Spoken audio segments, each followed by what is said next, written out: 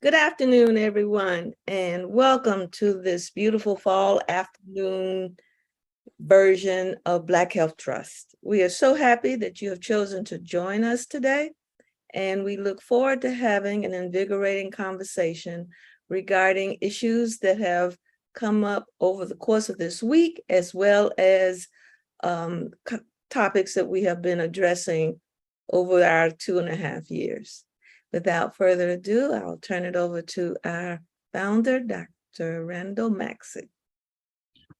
Good afternoon, everyone, and thank you, Dr. Neighbor-Stephens and Dr. Walks and Dr. Hines. Appreciate everybody.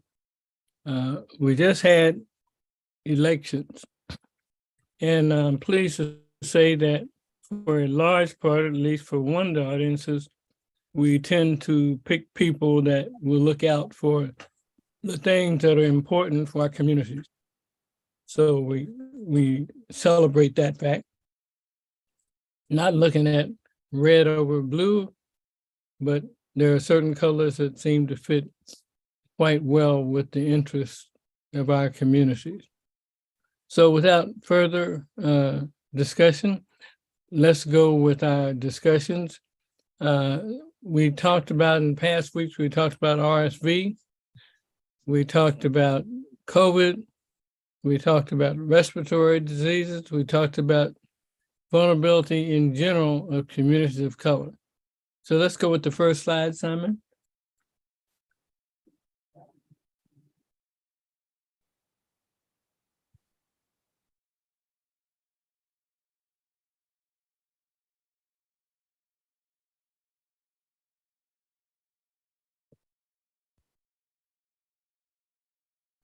So we all know that Thanksgiving is getting ready to come up. Next slide.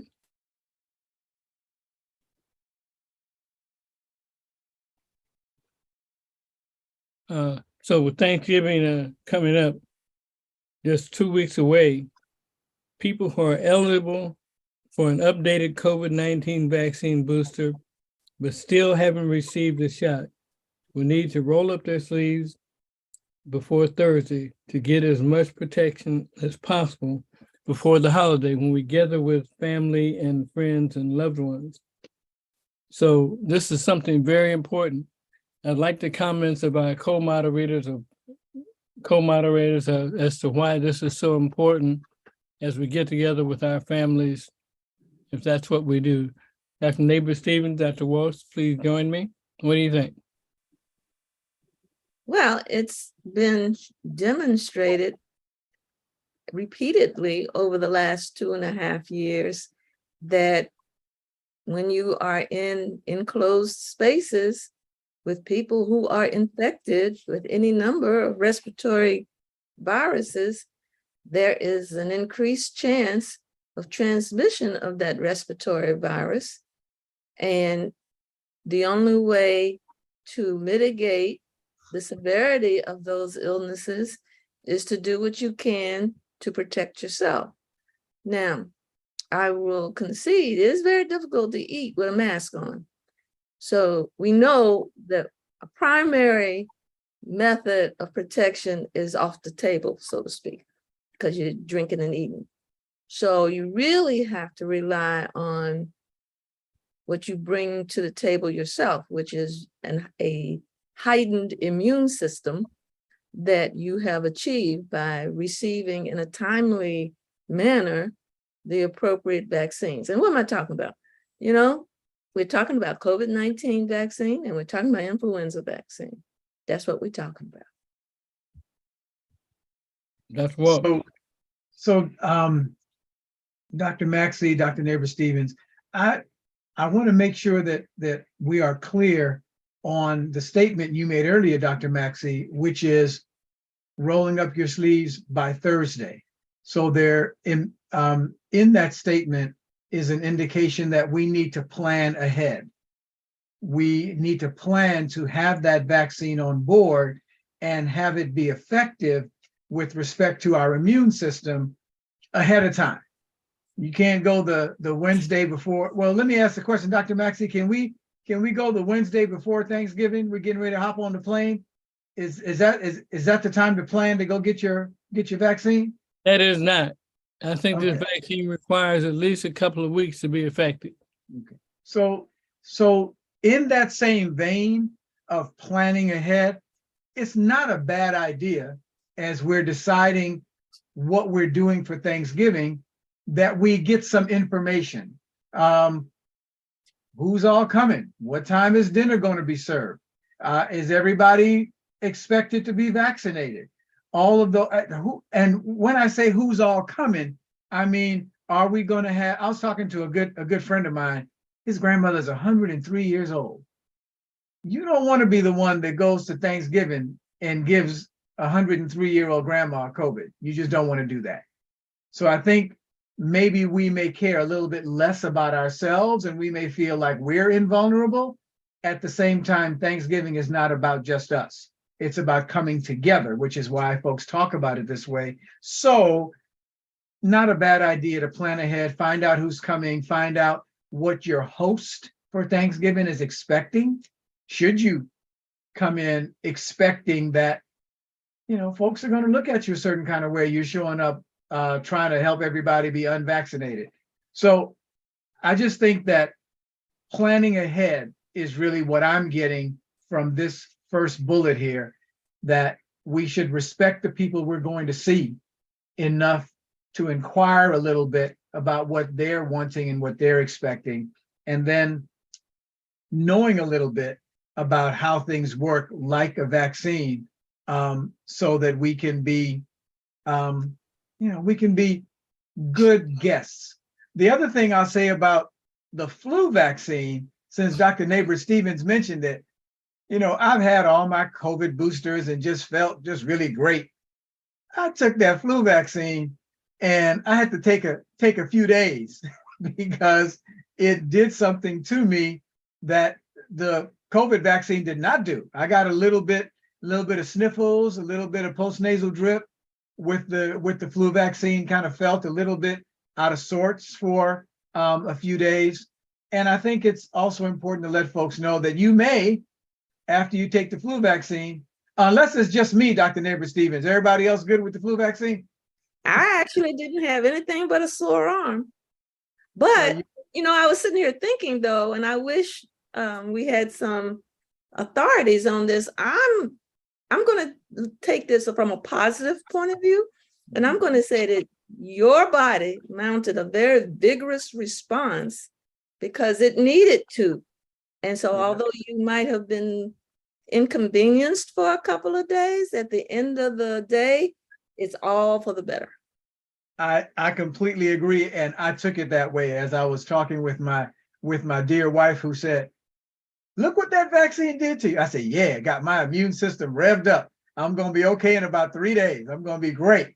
So I just think it's important for us to recognize exactly what you just said, that as we are protecting ourselves and keeping ourselves from being vectors and spreading things to other people, you know, this is, again, COVID vaccine, none of that issue.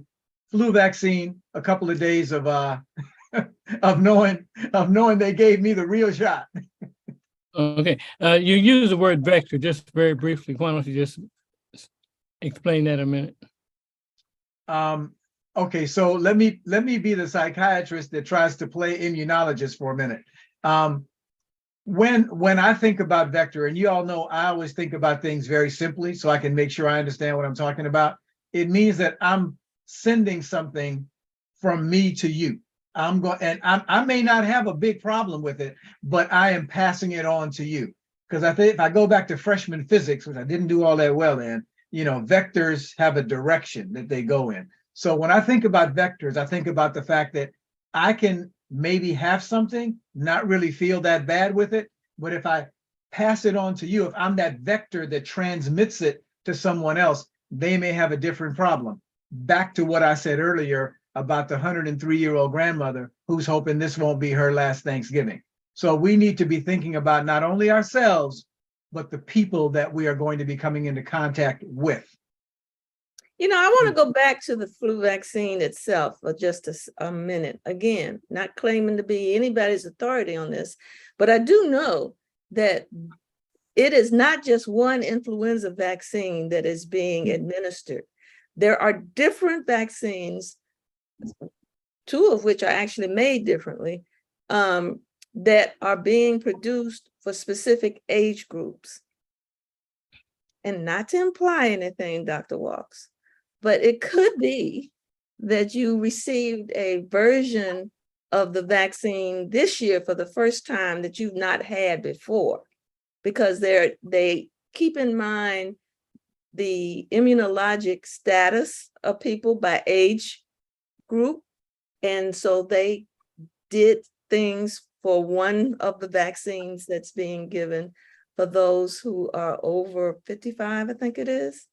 It's And actually 65, and they made me show my ID so I could get the shot for those of us that are less young. And I think And that's Dr. what got me. Neighbors, you're not calling my friend elderly, are you? there's Yes, nothing wrong with being elderly. In fact, it's an honor and a blessing to be able to be an elder. Very good. So we know that coronavirus is still around. In fact, here in California, we have a growing number of cases that are starting to increase all over LA County and also in the wider circulation. And this is the newer Omicron subvariants that are happening. So we also have increased amounts of flu and respiratory syncytial virus, which are also happening here. Our emergency rooms are full, hospital ICUs are full. So what do we still need to be doing? What do we still need to look at? And why do we still need to take precautions according to what our officials here in LA say and what we on Black Health Trust think?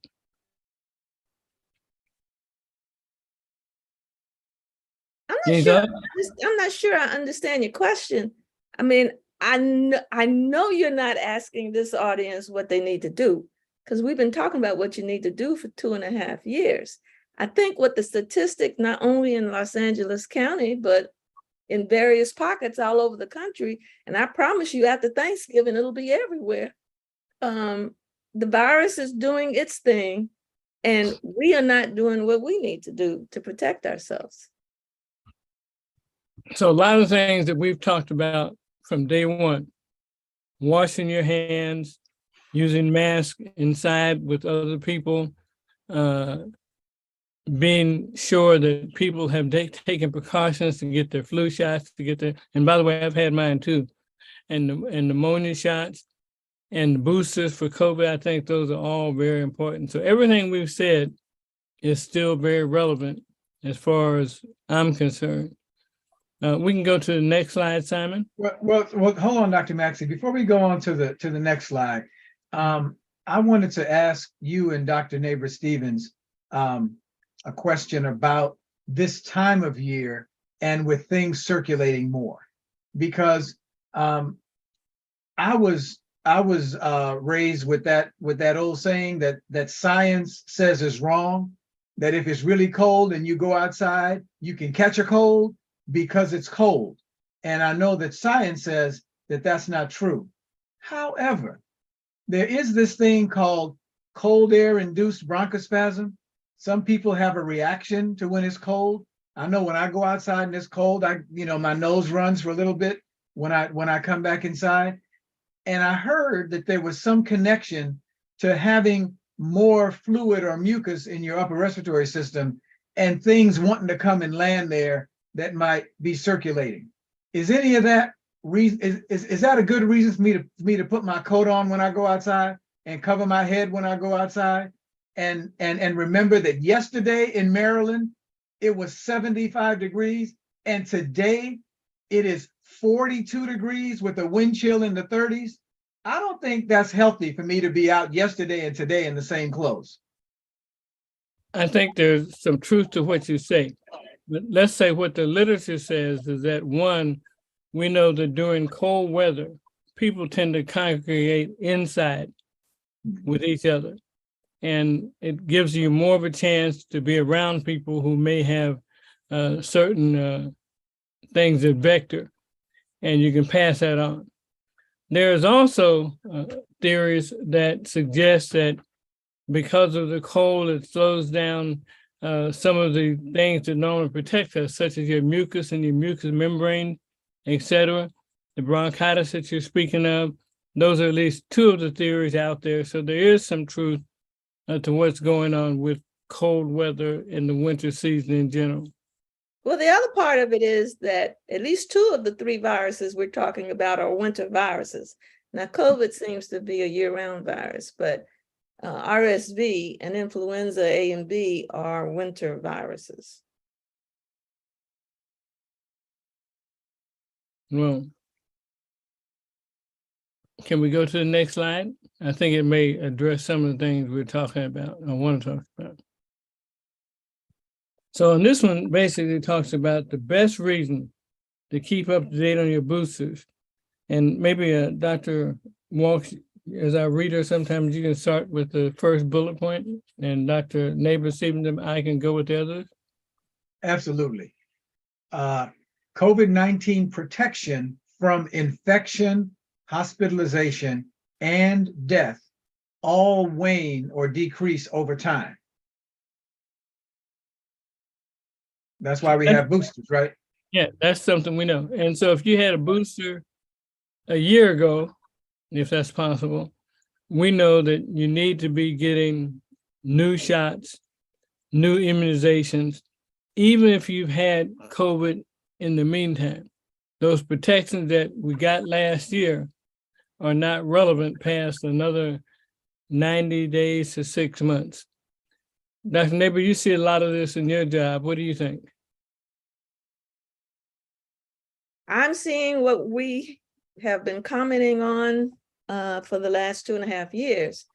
The people who seem to wind up in the hospital are either unimmunized and or have comorbidities, have other chronic conditions that make the infection more severe. And that is true for COVID-19. It is true for, I'm talking about adults now, RSV and influenza B. And as we talked about a few weeks ago, I'm beginning to see co-infections, people coming in with both COVID-19 and influenza B, or COVID-19 and RSV, or influenza A or B and RSV. So, you know, the virus doesn't care. I love that commercial. The virus doesn't care. If you had one immunization and you didn't have the other immunization, that doesn't stop them from attempting to infect you. The thing that the immunization does is it helps you to fight the infection and decrease the severity of the infection. Okay, maybe you could address the next two bullets on this slide. Dr. Neighbors-Stevens? Yeah, I was reading. Until the development of long-lasting universal coronavirus vaccines, our best strategy for protection against infection and hospitalization and death is staying up to date with our shots. I think we just addressed that one. Yeah, The next one is research found that patients with reinfections tended to have more complications in organ systems and a greater chance of being diagnosed with long COVID. You know, I think we are, as we were at the beginning of the COVID-19, still in a very steep learning curve about long COVID. It seems like every week there is another observation study being reported regarding an association between some entity or some condition and COVID and its association with the presence of long COVID. I think we are just seeing the tip of the iceberg. But that tip that we have seen certainly is instructing us that having a COVID infection is not a good thing. And having reinfections in certain people seem to have significant long-term impact. And in fact, one of the theories that I've been reading about with long COVID is that it is not just one infection. It's the fact that this virus may stay involved in causing inflammation in various sites in your body for a long time. And it's actually there causing continued damage. Even though it may not be there enough for you to test positive, it is still there. And so this can happen time and time again. And you can lose a good part of your cognitive ability in general, and other resistance to other conditions. So that's extremely important. Any comments or questions in the chat when we need to listen Not to? yet, Okay, not yet. well, let's have a little bit of controversy then. Let's go to the next slide. And Barbara, you like controversy, so why don't you deal with this one? Well, now, you know, that is not a true statement, Dr. Max. The CDC, well, I actually introduced this as a topic last week to Dr. Walks, if you recall. Last week, CDC updated its guidelines and advice for treatment of chronic pain.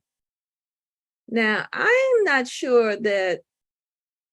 Of chronic pain? Oh, I'm sorry. That's what I have on my mind. I'm really upset with them about that chronic pain. I'm sorry. I'm saying one thing. I'm letting you know where my head is. They loosened several weeks ago. They loosened their recommendations around what you should do to battle coronavirus. And I think one of the things that has certainly come out in some testimony over the past several weeks is the political impact that unfortunately has been present and impacting CDC and its ability to do its job. And so I am concerned. I was very concerned by their loosened recommendations. They suggested that you didn't need, well, actually, even before they did this one, I was very concerned about their loosening of the recommendations about how long you needed to isolate and when you could return into the general population after a COVID infection. They shortened that period. They also have loosened the recommendation. Well, they suggest that you should still wear a mask when you're out and about and when you're inside, but it's no longer a requirement. They are making it less of a recommendation or suggestion that you do the safe distancing. And I'm sure you all have observed how quickly businesses have been quick to remove the tapes and the stars and all of the things that mark 6 foot distance. And here we are going into the period where we usually have our increase in respiratory viruses, and we're getting close to each other. We're not wearing a mask. Most important to me, however, is how we don't seem, or the CDC, although they're giving lip service to being concerned about highly vulnerable populations, they don't seem to be paying the attention I think they need to be paying to, or the definition of vulnerable population that they're focusing on. Now, when they say highly vulnerable populations, they're talking about the chronically ill, the immunosuppressed, all of, those kinds of populations. But we as community of color need to consider ourselves at the top of the list of vulnerable populations, because we are the ones who are on the line dealing with the public every day, and we're the ones who will be sustaining the risk of infection as people become less and less stringent in how they prevent, or what they can do to help prevent infection. So looking at these bullet points, why don't you comment on them as you would interpret what we need to do in regard to these? A strategic shift that puts more of the onus on individuals rather than on schools, businesses, and other institutions to limit viral spread. Well, it's always been the responsibility of the individual to take care of themselves. The public policy changes that are going on are more political than scientific, in my opinion. And I'd be curious what Dr. Walks thinks about that, being a former public health official. So my thought on this is that as we read through this bullet, the last part of it is what gets me. And it talks about whose responsibility it is to limit viral spread. And that I think is where the challenge is, because we have, in the past, we have had all of these rules, right? You've got to have your vaccination card to come into here. And different jurisdictions have said, well, you've got to have proof of vaccination in order to work. In some cases, New York being the maybe the most prominent example of that. And so now the CDC is, based on this bullet, putting the onus on the individual. Well, the onus on the individual to protect their own health, I think if you're a grown-up and you decide to, do the polar bear plunge or whatever you decide to do, that's fine. But the onus on the individual to limit the spread, I don't know that we have seen many good examples of individuals in our culture being willing to inconvenience themselves very much to limit risk for others. We've usually had to mandate that. That's why there are laws about wearing seatbelts and all other kinds of things that we have done as a society. So if there is a shift towards individuals taking the responsibility for limiting spread, I just don't know where we've seen public health examples of that working. Can I just take this a step further with you? So, I'm sorry? Can I just take this a step further with you? I read in this, I said a few minutes ago that we have seen the documentation of the political influence that has been exerted over the CDC. I think this is a perfect example of that, because, and I hope I don't offend anyone, but this statement is saying government should not be involved, which is a tagline of the Republican Party and conservatives. I think Dr. Walks put it eloquently.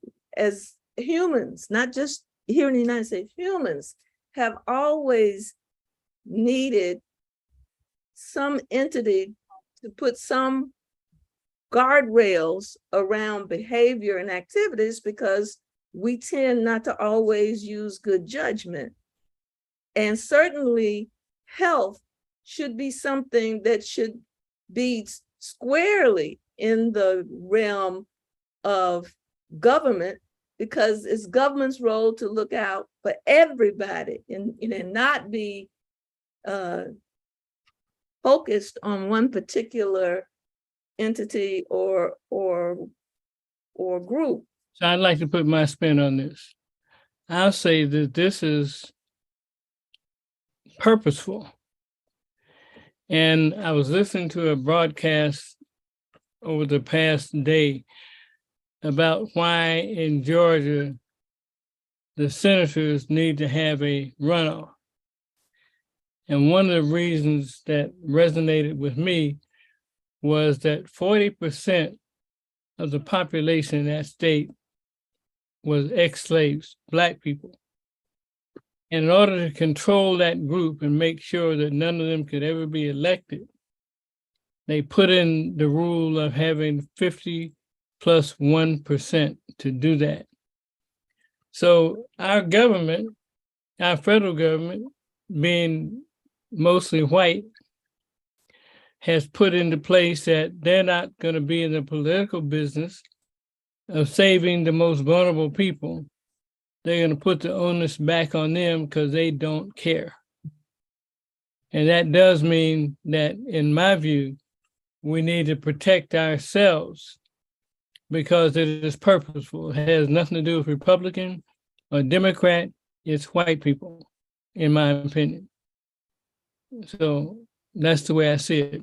And them backing out, and they know that in order to get those Republicans to vote the way they want, they have to join them in some way. So this is purposeful to make our communities more vulnerable and sicker.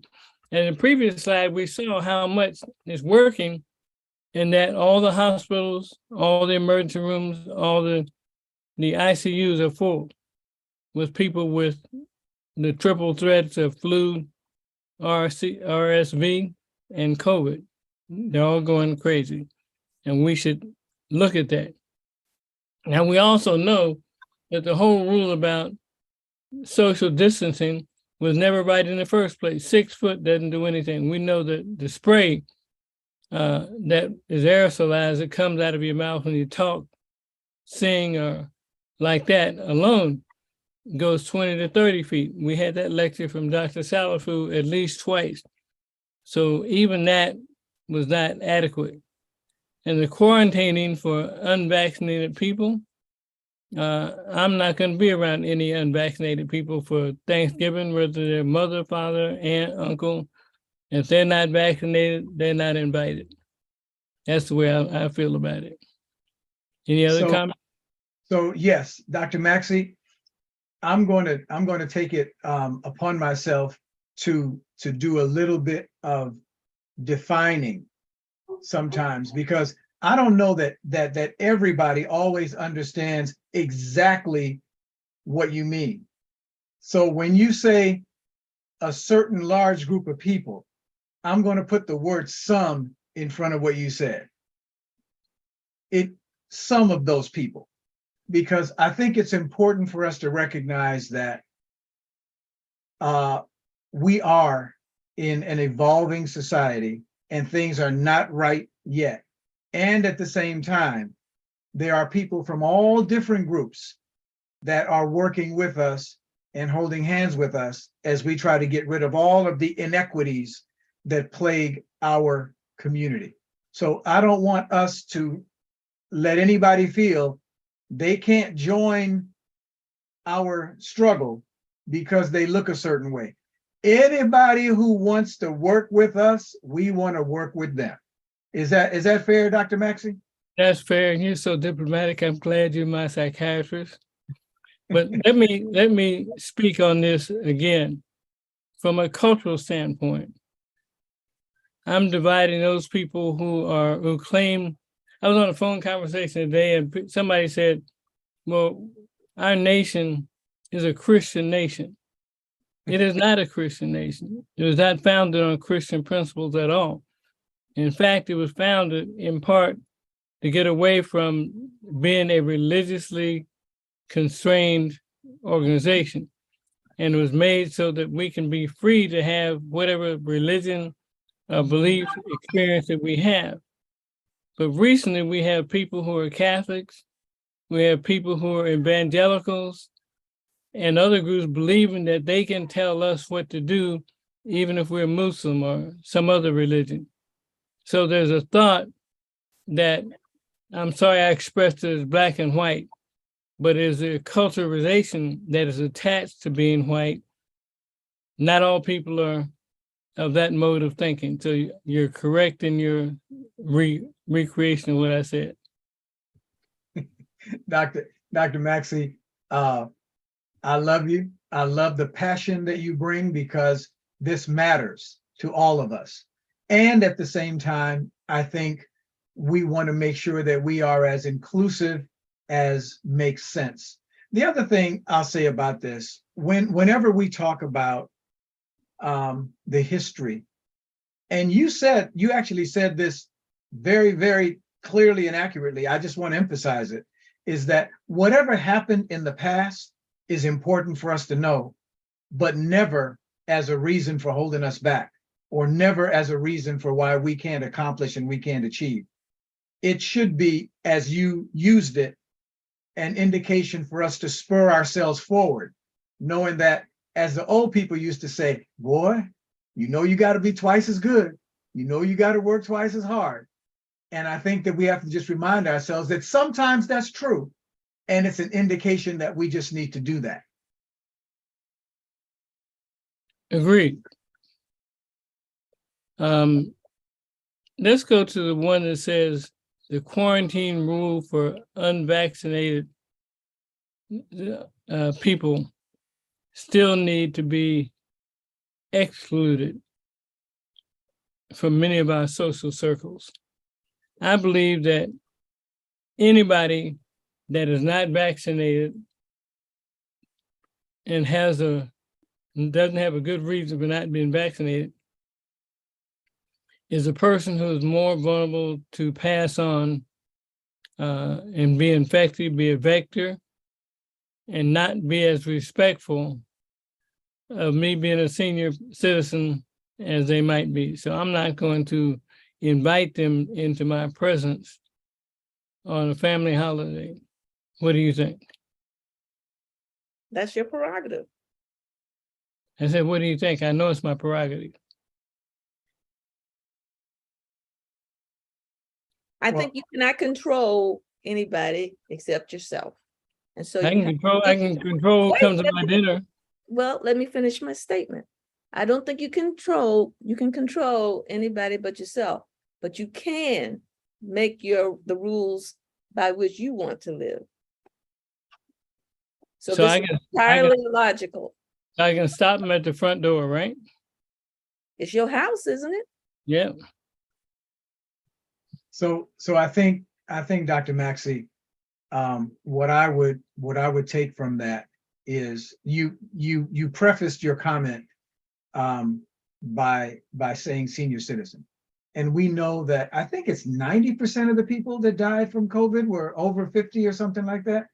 But the majority of people that have succumbed to the COVID virus are people that are older than young people, right? And so I think, as Dr. Nabors-Stevens said, it is everyone's prerogative to decide who comes in their house.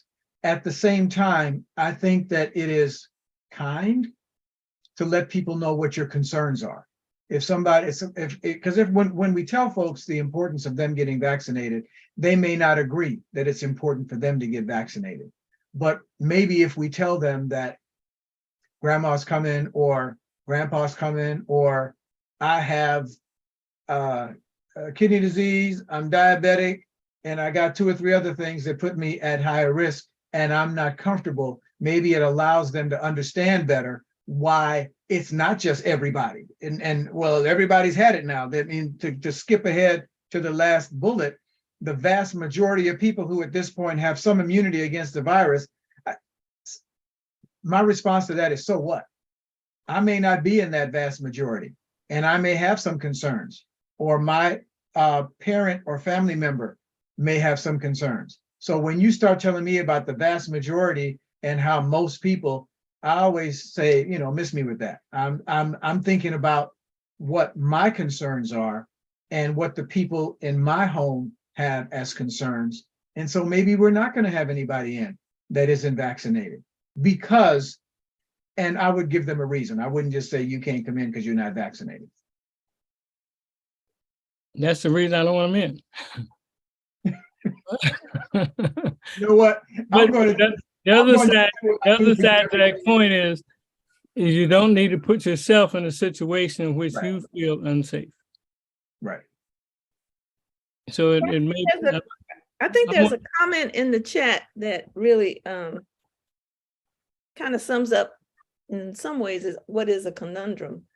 I'm not sure how much more the CDC, the church, or families can do when folks in our community refuse to get the vaccines. Inevitably, it's up to them and to all of us to protect ourselves. That sounds so correct.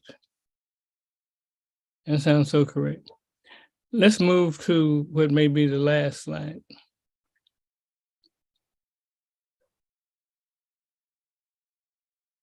There's one more, I think, Simon.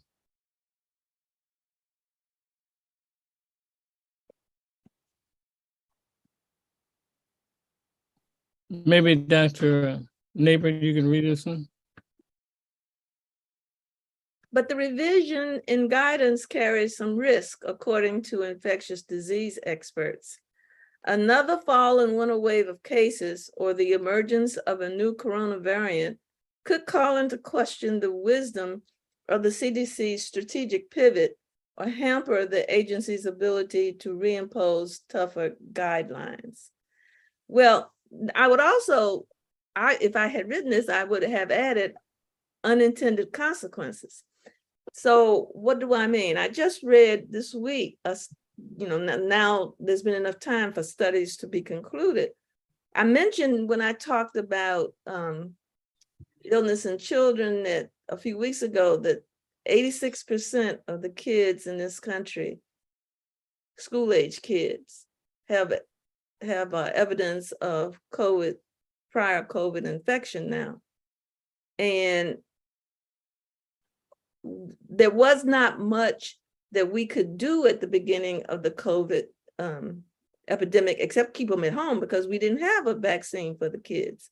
But now we do have a vaccine for the kids, and we are relaxing a lot of our other tools like masks. So what we're going to, I'm afraid, see is another surge, another wave, potentially as catastrophic as the ones at the beginning of the pandemic, in an environment where people are less willing to accept imposition of tougher guidelines. Well, I think Dr. Neighbor-Stevens, that is a very important point. It's sort of hard to effectively, what's the old saying? Close the barn door after the horse got out. Yeah. We've gotten to a point now where there was an ad I was listening to where they were talking about how you can fly now, and they were talking about rates and all that. But one of the comments that was made by the person promoting this was, and only about 20% of people on planes are wearing masks now, so you don't have to worry about wearing masks. And the whole narrative about masks has shifted, as you were saying earlier, to personal freedom, and has shifted away from protective tool. And so it is going to be a challenge if we do have a resurgence, and it's a scientifically good idea to put some sorts of mandates or guidelines or restrictions back in place. Because again, I find it hard to think at this point that we're going to have a variant, and we could, that suddenly starts making a lot of young people very, very sick, or putting a lot of 25 and 35-year-olds in the hospital, though I do personally know of 30-somethings and 40-somethings that have died from COVID. It's just not the majority of people. So it's going to be hard. You mentioned something that maybe is at the heart of this discussion, and that is individual rights. But if we go back to the age-old struggle, when the 13 colonies, I believe that's the number, that was a long time when I was in school then, decided to join the Federation of the Union, they were concerned about the Union telling them what to do, the federal government telling them what to do. And that might have been fine when the leaders of all 13 colonies were all of one type of thought. But when slavery was finally ended, and what the states decided was not always in line with what was good for the other population of people, particularly ex-slaves, that's when the cry of states' rights came into conflict with the cry, let the federal government protect us. And for the most part, we as people of color have depended on protection of a federal system that is not respected by a state system. And people of a certain lack of color have often said personal freedom. And I personally am politically not for personal freedoms over being protected by the federal government. How do you see this fitting in, if you do?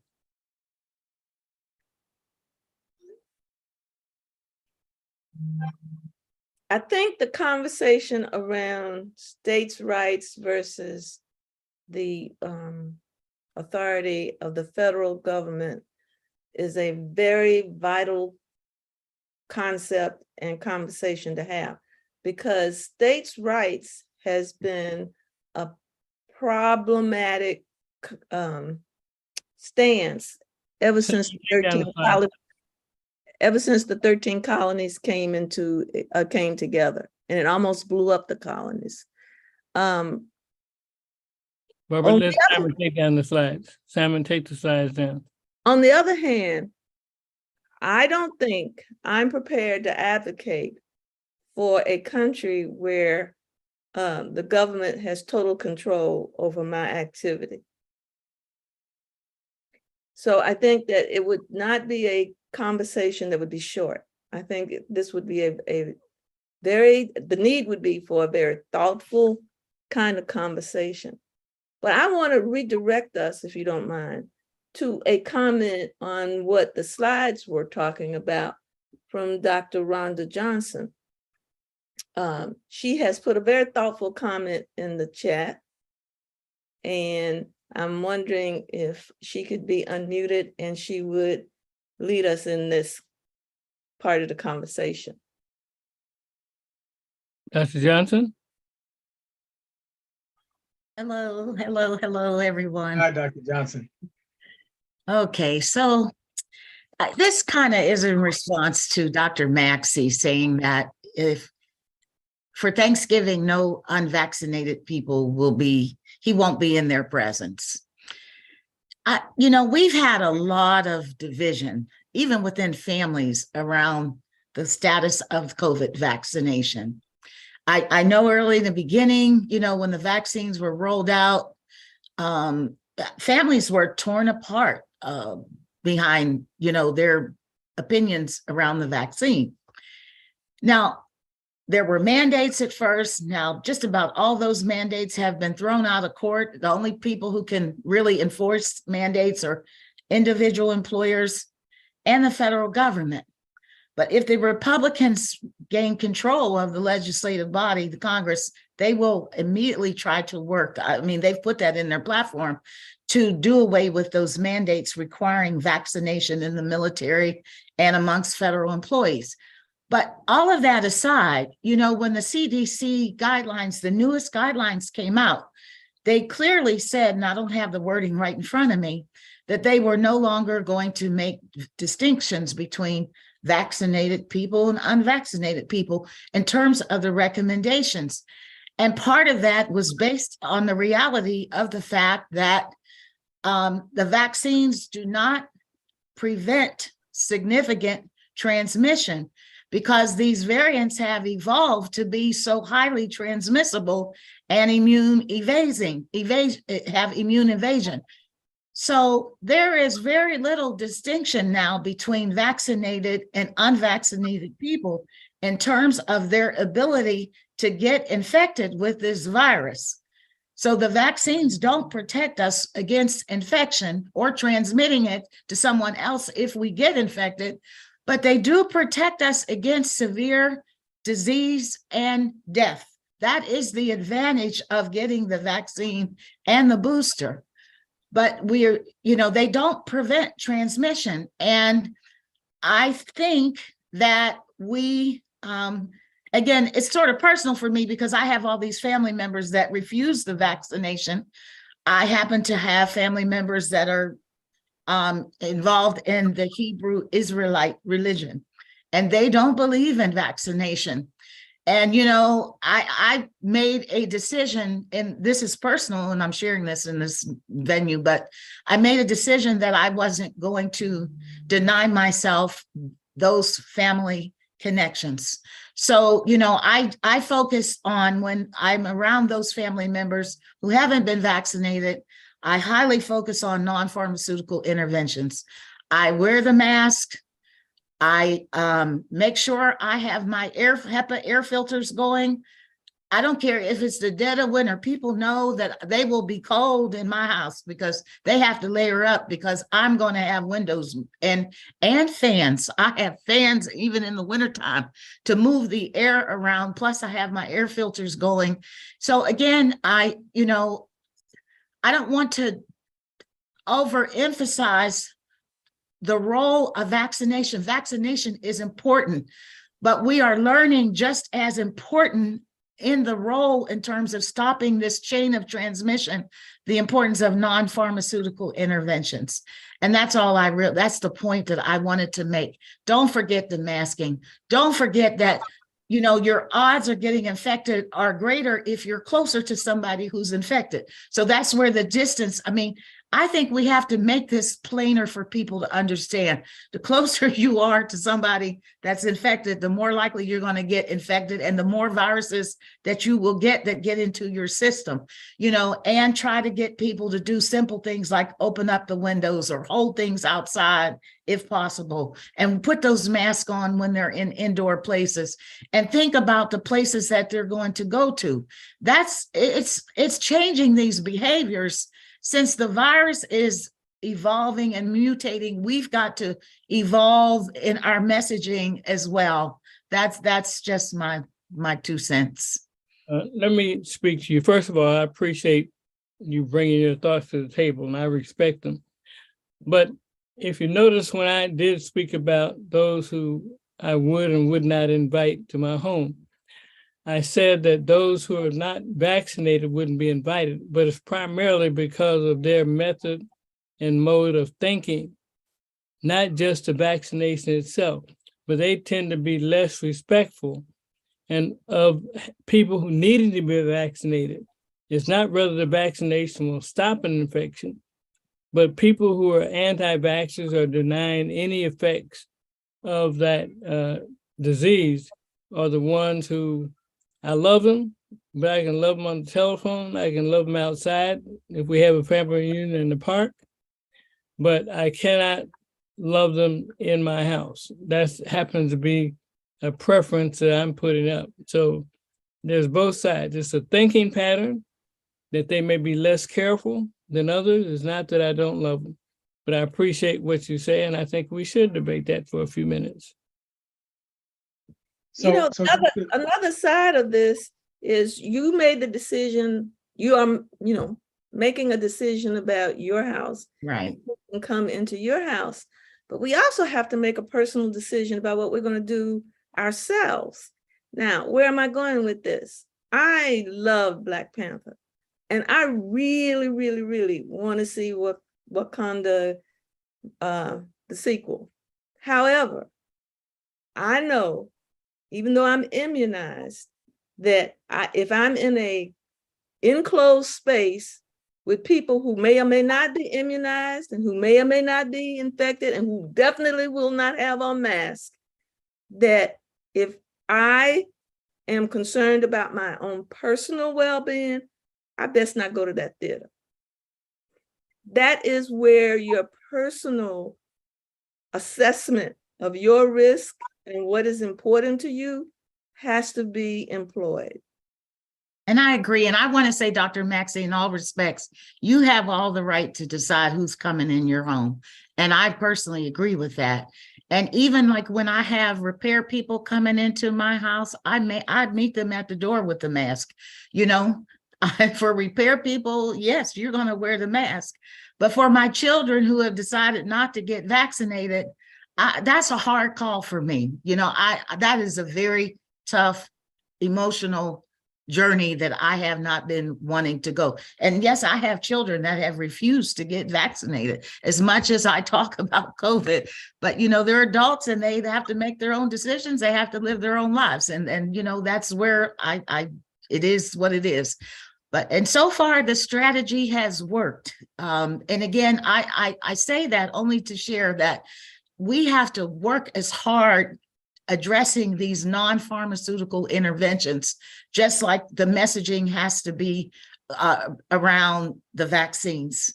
Because a lot of people, and I have done so much community outreach, I have talked vaccines till I'm blue in the face, but I know that there are some people, no matter what I say, they are not going to get vaccinated. It is just their distrust of the government is the primary reason that they will refuse and continue to refuse vaccination. They don't want anything to do with it. And, you know, you can't incentivize them. You know, we've done with our medical society and our collaborations, we've done incentive campaigns, you know, where we give gift cards and things like that. And some people just, you know, I've gone out in the street, I've gone to basketball courts, I try to talk to people, they're just not going to do it. They're politely just saying they're not going to get the vaccine, they're not going to get the shot. And they don't care how long we talk about it, it's just something they're not going to do. So again, what do we do with that group? I don't know. I don't have the answers for it. So. Yeah. So Dr. Johnson, oh, go ahead, Dr. Maxey. I was going to say one of my favorite relatives, I won't say what the relationship is an absolute red stater, loves a certain former president and everything they've done, loves people like one of the what do they call them? One of the Senate contestants in Georgia, and it's not the Reverend. And she's my favorite on a personal basis. And I love her to death. But I can't have a normal relationship with a person that has made those choices that are against the group that I'm a member of. That's just the way it is. But a mother has a different outlook, a different way of expressing their love than does a father, maybe. But I'm absolute of who I can have a really personal relationship with in terms of being in my four walls. Okay, Dr. Maxey, you know that I try to help you every chance I get. I don't need help on that. Well, we need some help with some of the political stuff. We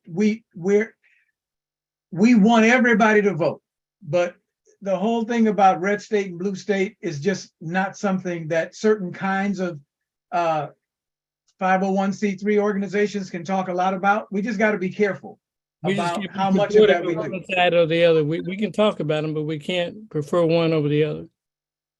Okay, I'm going to leave that alone.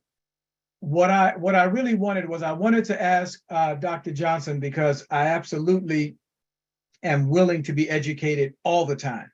And I thought Dr. Johnson said that the vaccines do not prevent someone being infected. Now, if that is an absolute fact, I thought way back when we were mad because folks were saying that the vaccines were 95% effective against people getting COVID. Then we found out, no, they're not 95%. People can still get COVID. My question is, when someone is vaccinated and boosted and all of that, does the vaccine decrease their chances of getting COVID? Not having the virus fly in their nose, but from them actually housing the virus and being able to spread it. I thought that even though it's not 100%, or maybe even 70%, but there was still some decrease in people who are fully vaccinated getting and spreading coronavirus. Is that old information? To my knowledge, it is not correct with the variants. I think what was the game changer was Omicron. Omicron has changed the whole game there with the vaccines. None of the vaccines are as effective as they were originally against that new against their ancestral Right. Omicron, because of the immune escape properties of these viruses and the mutations that have increased their transmissibility. So my understanding, now I will check on this. So, you know, I want to say I'm not 100% certain, but my understanding is the vaccines are not as effective against these newer variants.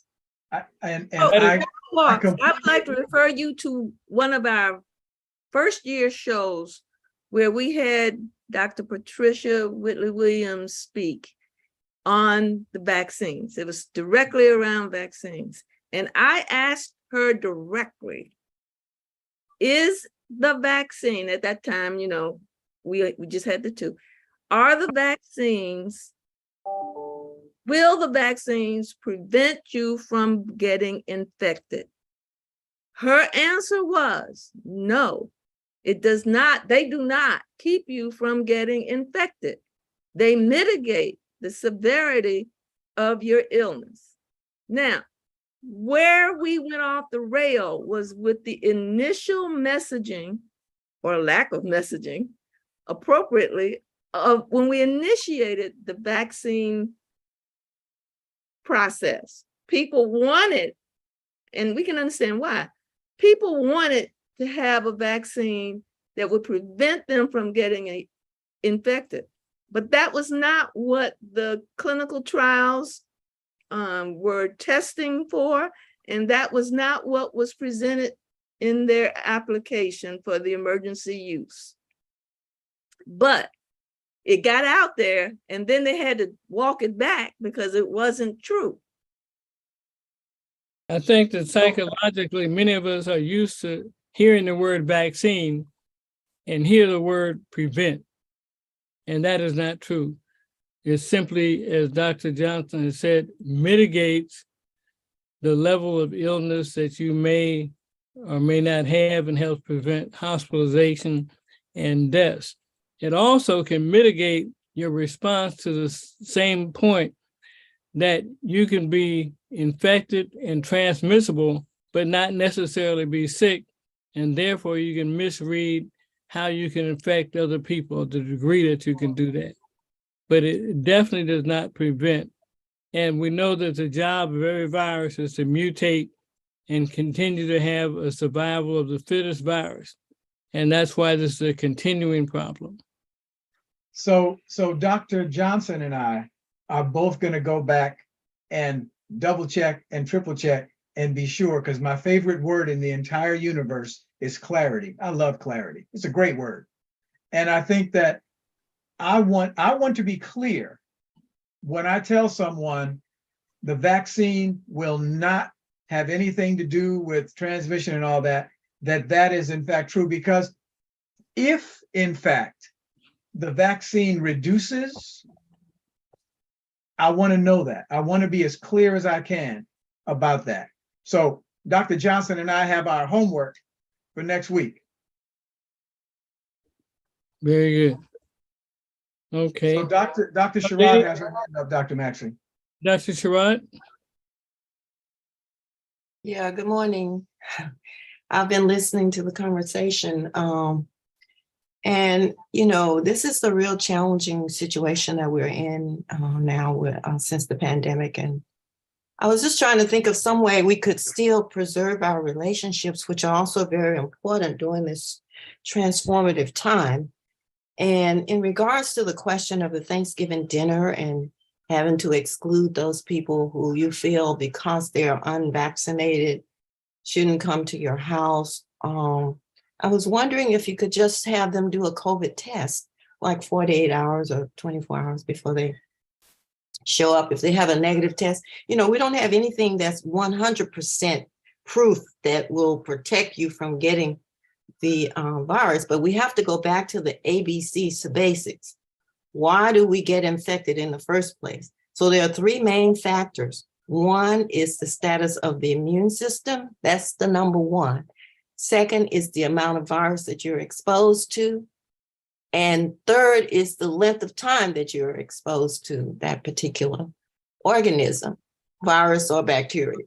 So you talk about So viral. utilizing that, if we focus on the immune system status as being a protector, a variable that we know will protect you, then we go to Dr. Johnson's talk, Rhonda, and I appreciate her saying this, that we should look at other interventions for improving the status of the immune system. And we've talked about some of those things here, like vitamin D, vitamin C, and all those other things that you take, quercetin, zinc. Zinc actually kills the virus. Quercetin serves as a way of facilitating zinc getting into the cells. If we can boost our immune system, I know people don't like to hear us say that, but that's the bottom line. If your immune system is weak or weakened, with the greatest of antimicrobials or antibodies and whatever, they don't work.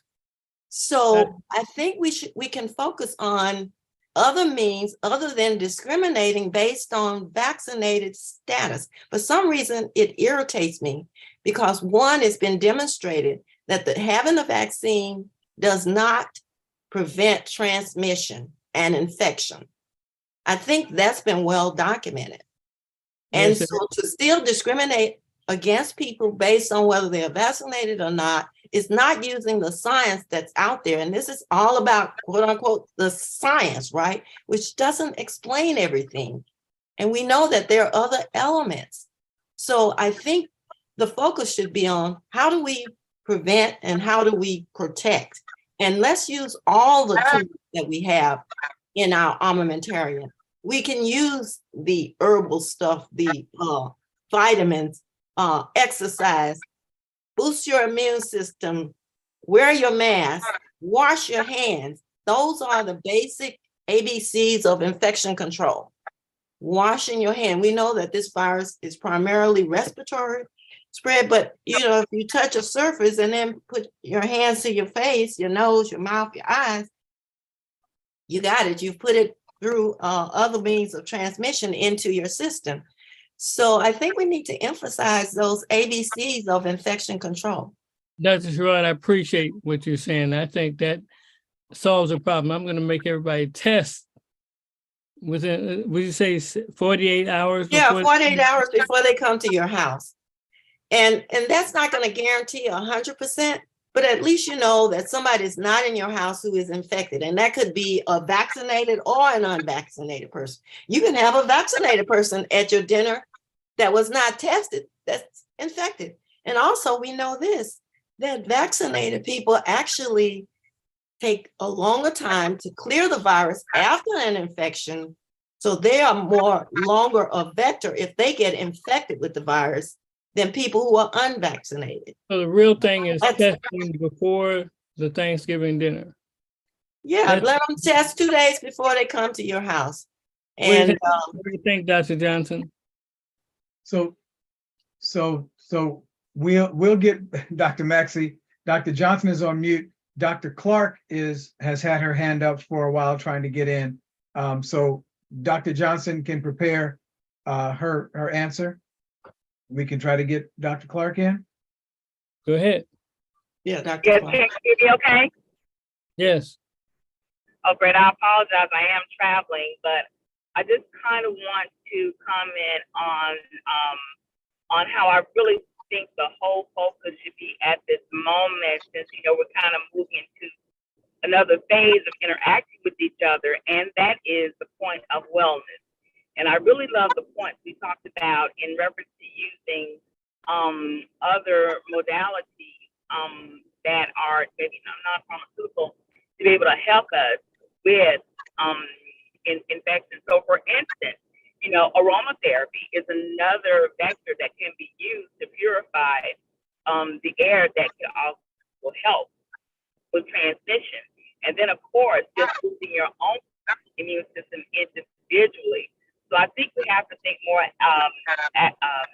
seriously, as well as individually when we are looking at the prevention of rate of transmission.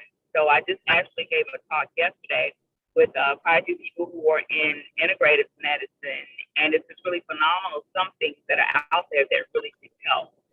So to decrease our fear of being able to re-engage with one another, again, bringing everything to the table, all disciplines and all modalities, that are possibly available, is definitely a great choice in order to be able to re-engage with one another.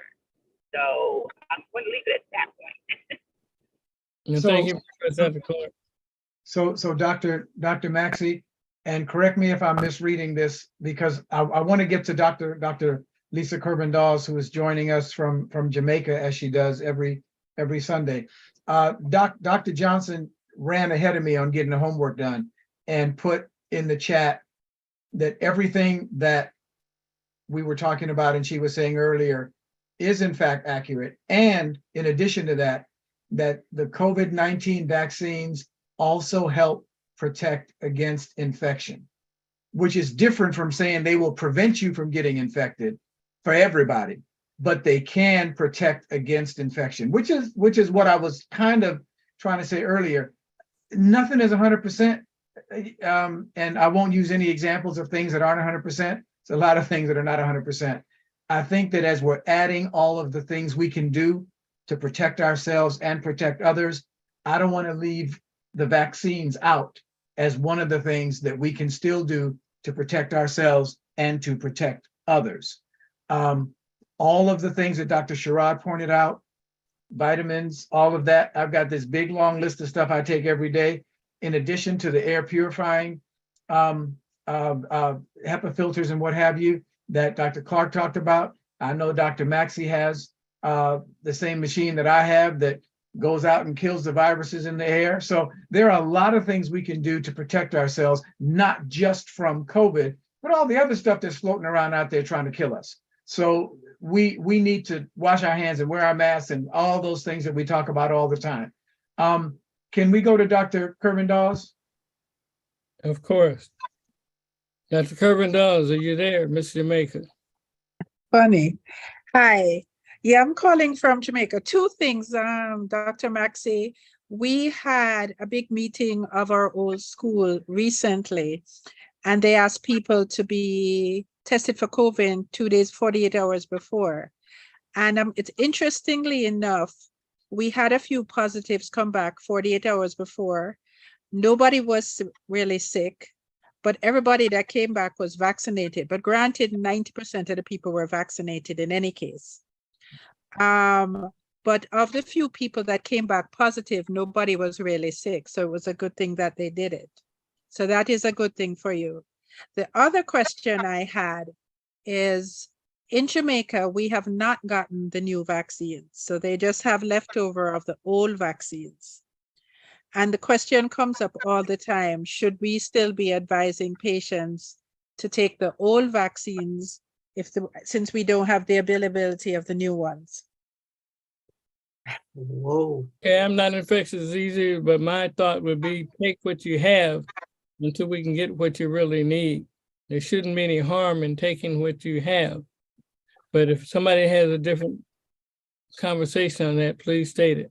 Because the old vaccines have not been really working for most of the strains that are available. But I'm hearing I want to hear what everybody thinks about that. We're just trying to tell them to bring in the new ones. I think this is such a serious question. Obviously, it's a serious situation.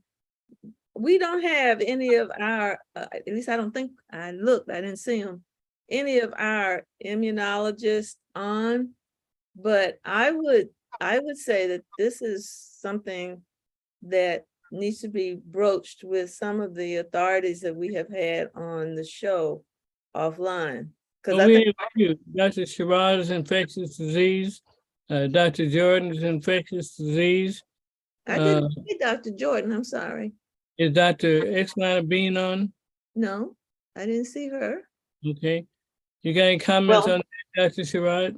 Yeah, this is Dr. Sherrod. I agree with Dr. Neighbor Stevens. I think this is a very serious question that should be answered really by the Advisory Committee on Immunization Practices. And I think Dr. Kervin Dow should send a note to them concerning that, because we really need to look at the risk benefit analysis, because these vaccines, all vaccines have side effects. So you need to look at the risk, whether it's going to provide any protection against these new strains. If not, you may not need to expose your body to the risk of taking the vaccines, because as I said, we know that all vaccines have risks. So it's a risk benefit analysis. So who should I ask? Remember, I'm in Jamaica, so politically, ministry is going to say they have the vaccine, everybody should go ahead and take it. I'm Right. head of infection control, infectious disease where I am. So I'm getting this question from staff a lot. I would suggest the World Health. You know what? I would Organization. call the CDC though, the advisory committee, Dr. What's his name? So why don't We we have call, a member here in LA on the advisory committee. we can call, Send me the info, I will call, because I'm getting. Yeah, I'll asked. send you his info. He's over the Watts Health Center. Oliver Brooks is that person, but we'll also call Dr. Hildreth. I also So- think you should contact the World Health Organization. Yeah, you could do that too. Exactly. So, That's so another- let me ask a question. The newest bivalent booster that is now available in the United States is still being called a bivalent booster. And aren't folks still recommending that you get the initial vaccine before you get the booster? That's how things were a couple of weeks ago. Somebody educate me, because it sounds like what Dr. Kervin Dawes has is the opportunity to get folks vaccinated as their baseline vaccination and then search for the booster. Am I not understanding? I don't think she has the bivalent. No, and that's not where you're supposed to start anyway, right? Well, a lot of these people have already had their 2 shots already. Okay, The- so So then, most of these people already have their 2 shots. The question is, they're now way past the time of their 2nd shot. So they're now asking about their boosters. That 2nd shot is the same that we have, is the same one that we had a year and a Right. half ago. Right. So my issue is, should I be telling people to take that or wait until the other one is available? My infection control nurse asked me that recently. so Dr. Lisa, I think what I'm understanding is folks have gotten their first 2 shots, or folks have Yeah. just gotten their first shot. No, they've gotten their 2 shots. The people who Okay, want okay. it have all gotten their shots, Okay, so then but we're they were asking about- finished over a year ago. Okay, so we're asking about what comes after those first 2 shots. Right.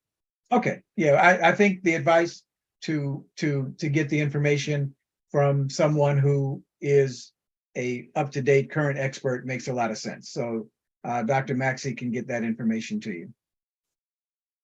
Okay, Dr. Maxey, and Dr. Lisa, thank you for always being a part of what we do and bringing us the hard questions. Thank you. My Dr. pleasure. Gibson- Dr. Dr. Gibson has Gibson? had his hand up for a while, Dr. Maxey. Dr. Gibson? Yes. Hi, I would be remiss if I were not to speak up and really say or remind folks that the vaccine is only one method of protection. And just as Dr. Walk so eloquently stated a few moments ago, there are multiple means of protection against infection and spread of the disease. Now, as for Dr. Dawes' dilemma, I think that it is good for us to recognize that the vaccines are basically in your particular cohort, that area, since they have taken the first 2 vaccines, Dr. Walks is correct. What you do need is boosters, right? So this is something that as a pharmacist, humbly, I would recommend that you do take up. I think it was Dr.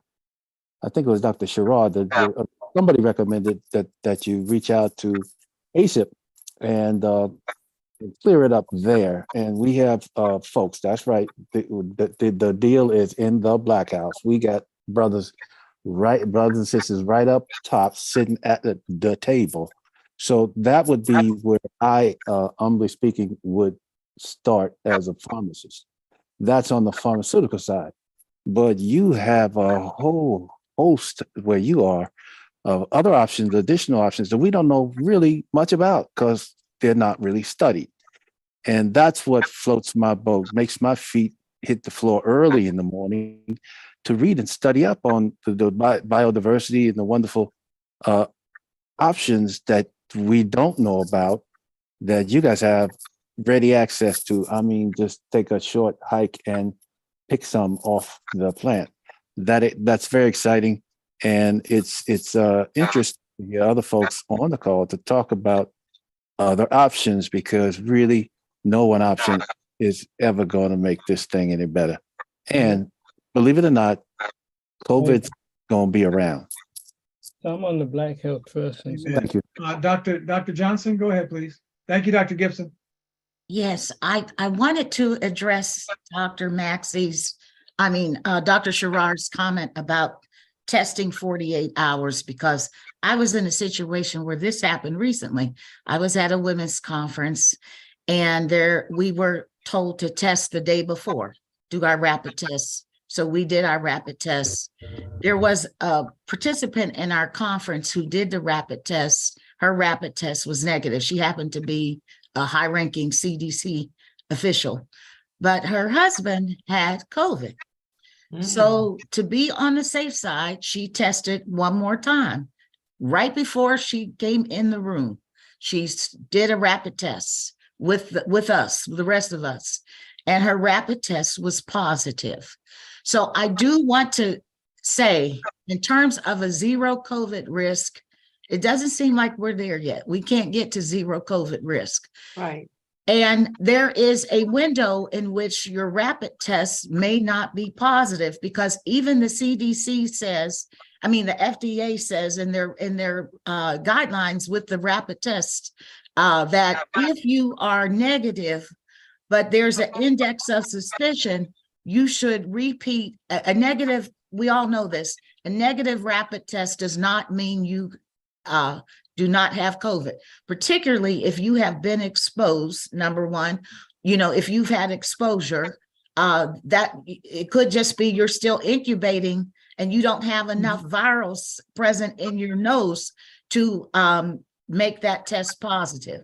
So I just want to say to Dr. Maxey, you may want to add one more layer of protection besides the testing. You may want to say, if you have been exposed to anybody with COVID, do not come to Thanksgiving dinner, period. You don't care. If they've been exposed in the last 14 days, don't come to your house for Thanksgiving. That's my long and short-winded, that's a long-winded suggestion. So, good. Thank you very much, Dr. Johnson. I have Dr. Oliver Brooks, who's a member of the ACIP on. Yes. Is Dr. Dawes still on? You can put your question to Dr. Oliver Brooks. Okay, my question is, people are asking about their boosters. They have been fully vaccinated, but a long time ago. The boosters, some of them have actually had this booster before because it's been around for over a year now, and are now asking about the new booster. We do not have the new booster in Jamaica. We have the old one that was there over a year and a half ago. What would be my advice to these patients? So I'm not sure how many boosters they've had. So the standard right now is people have had quote unquote 2 boosters, and booster versus up to date is the debate. So they would have had, Go on. they would have had 2 of the first vaccine, at least one booster. Most of them have already had 1 booster. We've only had 1 booster available, and that's the same booster that's there. Right, so then the recommendation would be to have a second booster, so you can start with that. The booster. Some have that- already had now, two. That's why I and said some have everything had already two more or less boosters, equals but third it's the booster. same old booster, not the new one that has I been would shown say to so. help.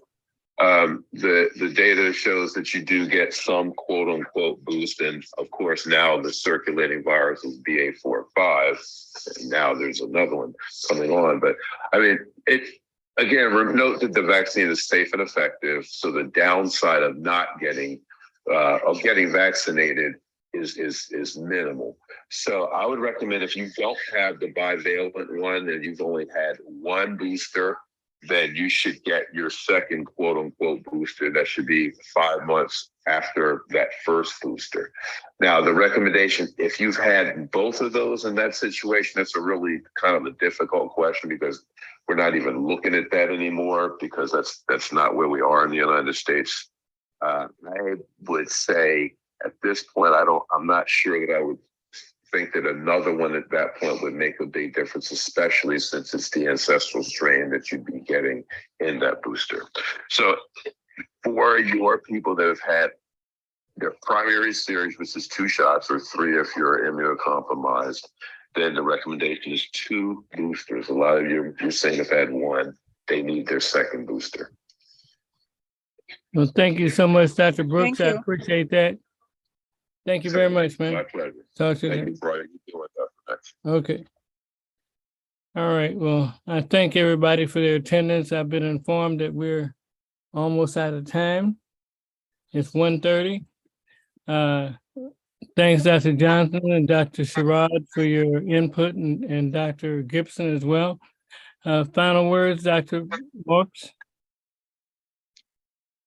Final words are, everyone prepare as best you can to come together as best you can for Thanksgiving. We have time between now and Thanksgiving to take all the advice that's been given today, to make some preparations as well as precautions, because it matters a lot that we try to get back to some level of normal, that we try to get back in front of each other, and that we try to touch each other, hug each other in a way that makes sense. That's what I have. Way that you don't get Dr. Marks, did I hear you once before say you're not gonna hug anybody? I have never said I'm not gonna hug anybody. I got children and grandchildren, and I survive on hugs. I am fueled on hugs. So I hope I never said that. Okay. Dr. Barbara Neighbors. Well, my thought today, closing thought, is that I am so happy that we have Black Health Trust, and that we can have this kind of conversation, a real conversation. We're not talking about the hypothetical. We're talking about how to survive in the real world. And I am so grateful that all of the people who joined in today online, and those who join in afterwards in the streaming, that we have this kind of opportunity to talk about what's affecting us in our lives. Well, good. I'm going to take a point of personal privilege and invite one of our advisory members to just make a statement and say hello. Dr. Steiner, are you there? Can you Yeah, unmute? hi, Dr. Maxey. Let's see, I'll put the camera on if I can. Yeah, I had a horrific accident over the last 2 weeks, bicycle accident. Actually found out today that I fell into a sinkhole on my bike, and had extensive spinal surgery for many hours and overnight at the trauma center, and rebuilt my spinal cord, and slowly I'm coming back. So this is my first time back in 2 weeks. I miss being home at the Black Health Trust, and love you all. And this was a great presentation as well. And thank you for your kind wishes.